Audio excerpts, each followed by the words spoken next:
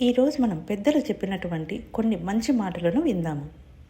సూక్తులు మానవ జీవితం, నైతికత, ఆలోచన శైలి, సామాజిక బాధ్యతల గురించి గాఢమైన తత్వాన్ని ప్రతిబింబిస్తాయి. ప్రతి వాక్యం ఒక జీవన సందేశంతో నిండి ఉంటుంది. వాటిని సరళంగా వివరిస్తూ ఆధునిక సందర్భంలో వాటి ప్రస్తుతను పెద్దల మాటలలో ఈరోజు మనం విందాము. ఆటంకాలు ఎదురైనప్పుడు మీ లక్ష్యాన్ని చేరుకునే దిశను మార్చుకోవాలి, అంతే తప్ప లక్ష్యాన్ని చేరుకోవాలన్న మీ నిర్ణయాన్ని మాత్రం కాదు. అనగా లక్ష్యం వైపు మార్గం మార్చుకోవటంలో తెలివి ఉంది, కానీ లక్ష్యాన్ని వదిలివేయటంలో లేదు.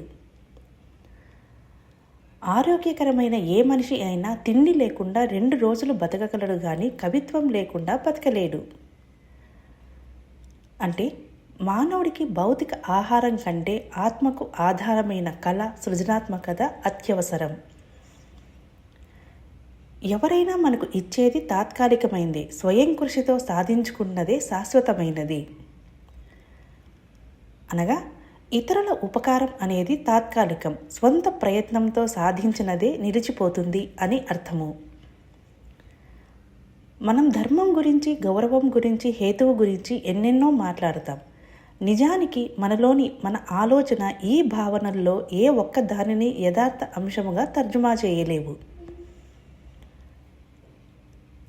సారాంశం: మాటలు కాకుండా ఆచరణలో మన నైతికత ప్రతిబింబించాలి. ఏ ప్రాణిని చంపకూడదు, ఆ ప్రాణిలోని దుర్గుణాన్ని మాత్రమే చంపాలి. అలాగే దుర్గుణాన్ని నిర్మూలిస్తే ప్రతి మనిషి మంచివాడే.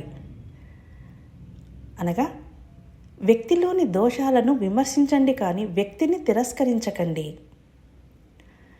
పుస్తక పఠనం చాలా ముఖ్యమైంది. పుస్తకాన్ని ఎలా చదవాలో నేర్చుకుంటే అదే జీవితాన్ని, ప్రపంచాన్ని ఎలా అర్థం చేసుకోవాలో నేర్పిస్తుంది.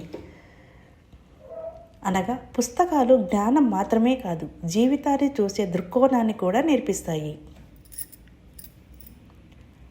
ప్రతి పౌరుడు హక్కులను మాత్రమే కోరుకుంటూ బాధ్యతలను విస్మరిస్తే అరాచకం తప్పదు.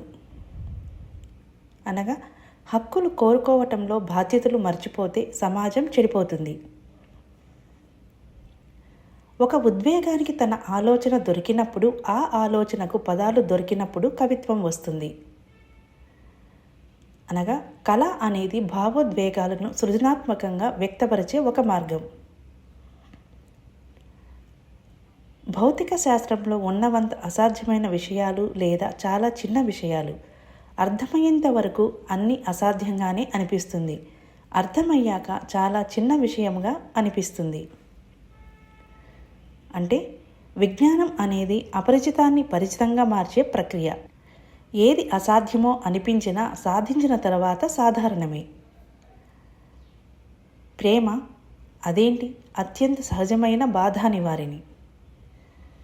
అనగా ప్రేమ అనేది స్వార్థం లేని సంబంధం. ఇది మానవుల్లోని బాధ, ఏకాంతాన్ని తగ్గించే ఒక శక్తి.